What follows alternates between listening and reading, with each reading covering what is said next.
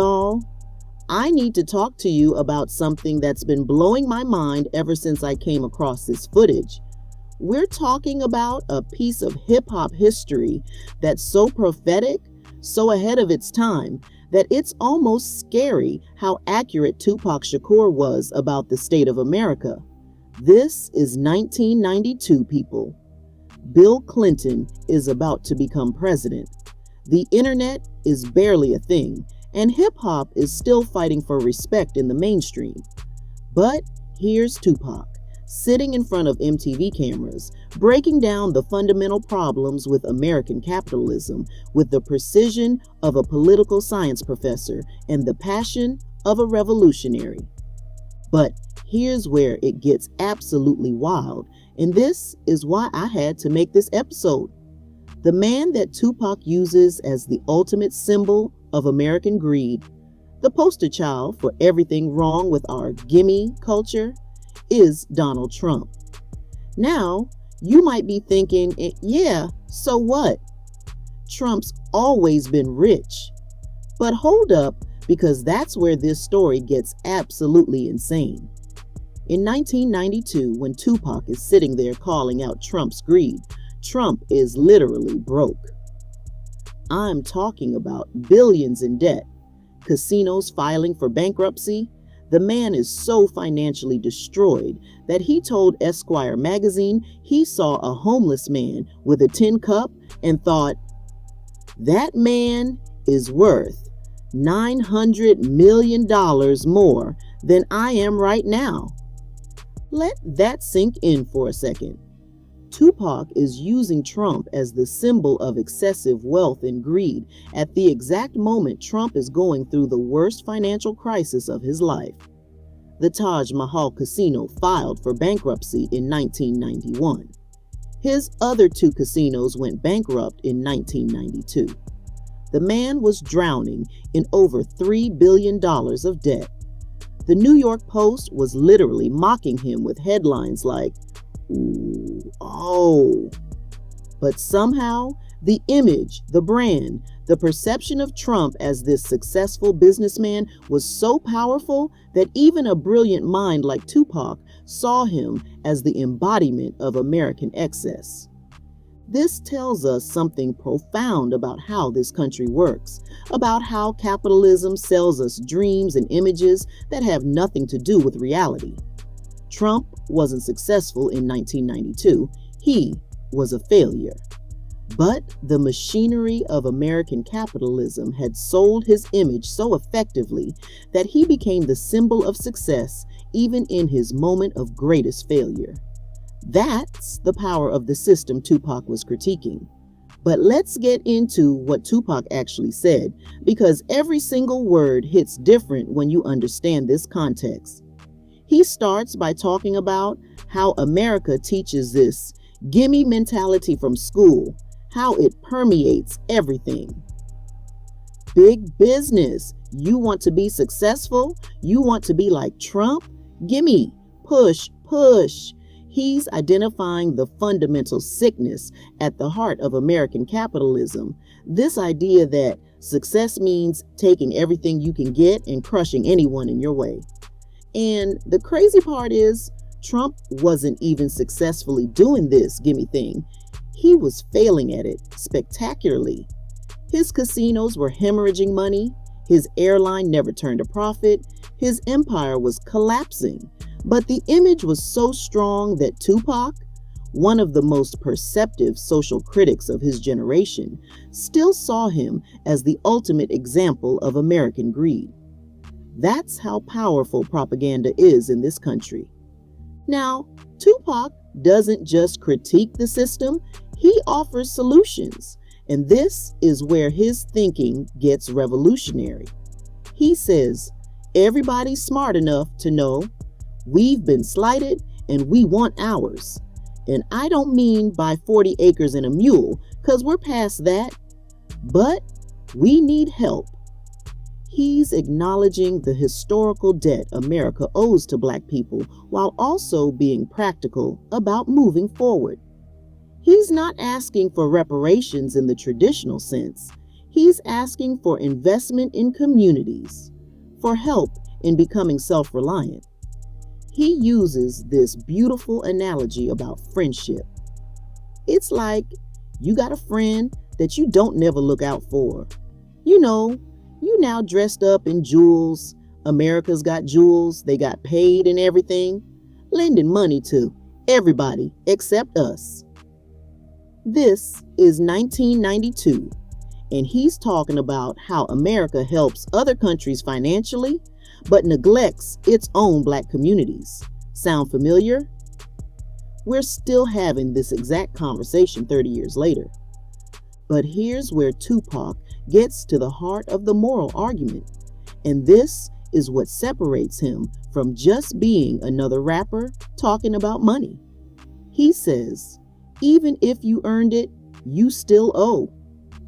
Think about that. He's not saying rich people don't deserve their wealth if they work for it. He's saying that having wealth comes with moral obligations. He talks about feeling guilty walking past someone when he has $3,000 in his pocket and only giving them a quarter. Only you know what you got in your pocket, and that's wrong.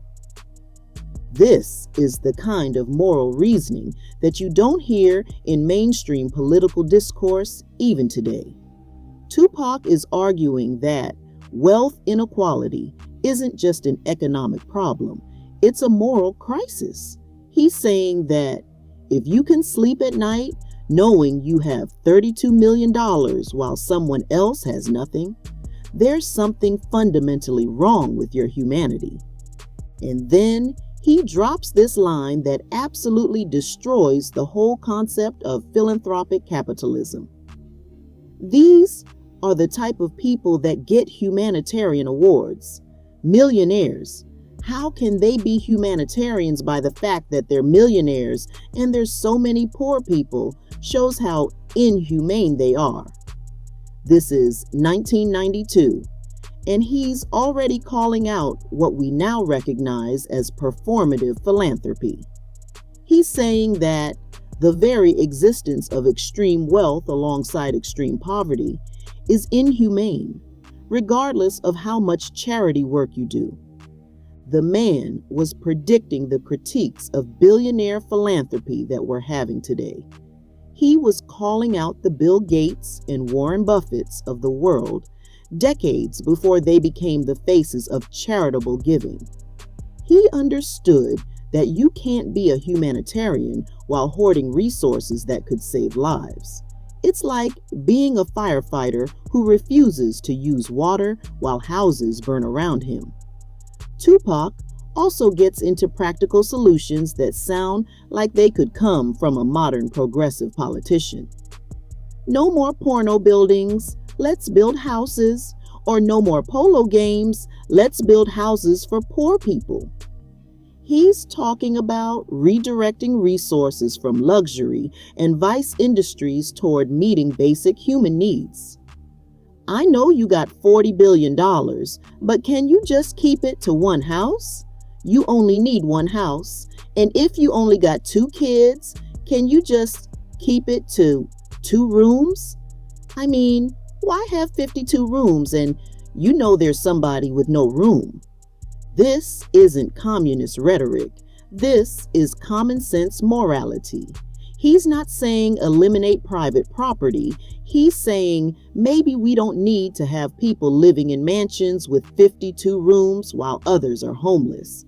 It's a reasonable middle ground that somehow sounds radical in America because we've been so conditioned to accept extreme inequality as normal. What makes this interview even more powerful is the timing. This is 1992, right in the middle of hip-hop's golden era. This is when rap was becoming a powerful voice for social consciousness, when artists like Public Enemy, KRS-One, and Tupac were using their platforms to challenge the system. But mainstream America wasn't ready to hear these messages. Hip-hop was still being dismissed as noise, as music for thugs and criminals. The idea that rappers could be serious political thinkers was laughable to most people. But here's Tupac, at 21 years old, delivering a more sophisticated analysis of American inequality than most politicians twice his age. He's connecting historical injustice to current economic policy. He's offering concrete solutions, and he's doing it with a moral clarity that cuts through all the political BS. This is why they killed him. Not literally, maybe, but this is why the system couldn't let voices like his thrive. He was too dangerous, too clear, too effective at exposing the contradictions of American capitalism. The fact that he used Trump as his example makes this even more prophetic. Trump would go on to become president, the ultimate symbol of American success and power. But Tupac saw through the image to the reality underneath. He understood that Trump represented everything wrong with American values, even when Trump was at his lowest point financially. He saw that the system that created Trump was more dangerous than Trump himself. And that's the lesson we need to take from this interview. It's not about Trump specifically. It's about the system that makes Trump's possible. It's about a culture that worships wealth regardless of how it's obtained. That celebrates greed as virtue. That teaches children that success means crushing others.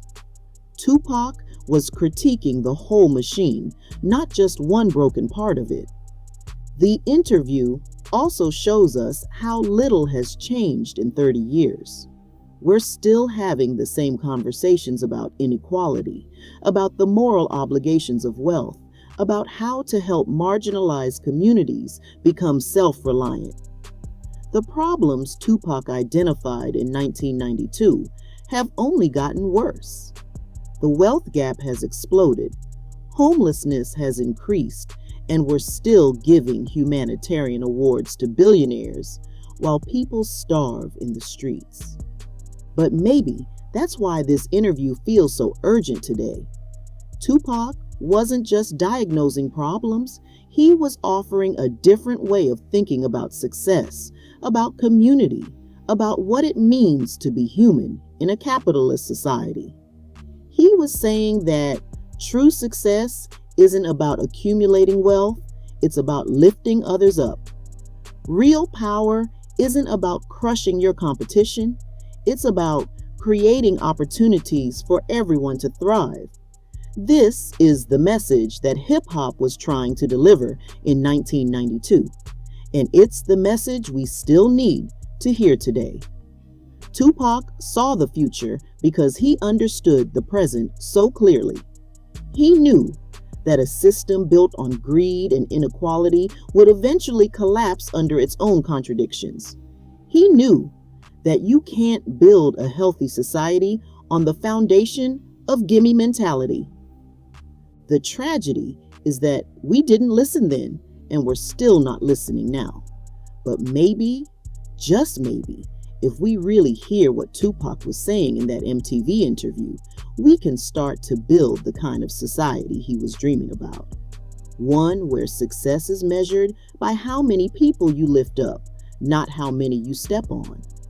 One where having wealth means having responsibility, not just having power. One where being human means caring about other humans, even when you don't have to. That's the revolution Tupac was talking about. Not a violent overthrow, but a fundamental change in how we think about success, community, and our obligations to each other. It's a revolution that starts in the mind and spreads through the culture. And maybe 30 years later, we're finally ready to have that revolution. Because if we don't, we'll keep creating more Trumps, more symbols of greed masquerading as success, more systems that reward the worst aspects of human nature while punishing the best. And that's not the America Tupac was dreaming about. That's not the America any of us should be willing to accept.